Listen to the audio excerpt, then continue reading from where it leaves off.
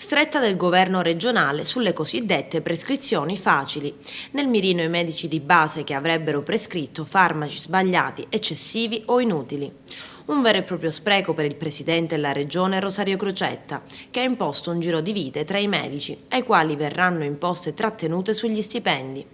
In provincia di Agrigento sono stati oltre 600 i casi accertati, come sottolineato dal commissario dell'ASP Salvatore Messina. Un maggiore interesse da parte della classe medica, una più attenta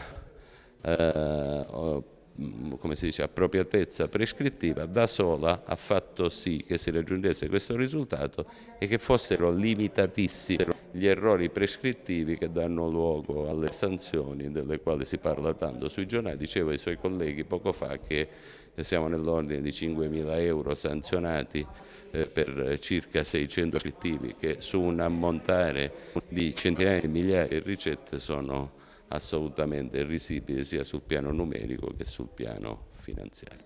E lo stesso Messina ha anche sottolineato come la spesa farmaceutica in provincia sia calata in 6 mesi di oltre 3 milioni di euro, mentre l'acquisto di attrezzature e servizi è in linea con il resto della Sicilia. Ottenere dei risparmi tangibili in una realtà così varia e variegata come il mondo della sanità non è la cosa più semplice del mondo. Tra i nostri obiettivi c'è quello del contenimento della spesa sanitaria.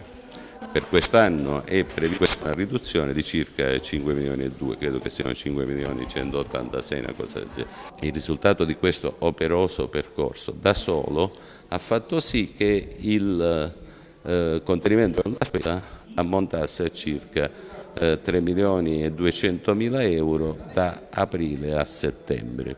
Presentate anche le commissioni sull'appropriatezza prescrittiva. Giuseppe Augello, presidente dell'Ordine dei Medici. L'Ordine e l'azienda hanno pensato, hanno concertato di istituire delle commissioni che debbano stilare dei percorsi diagnostico-terapeutici a cui il professionista deve attenersi per raggiungere la qualità della cura senza disperdere, senza risorse e quindi evitando di disperdere denaro importante per l'assistenza stessa.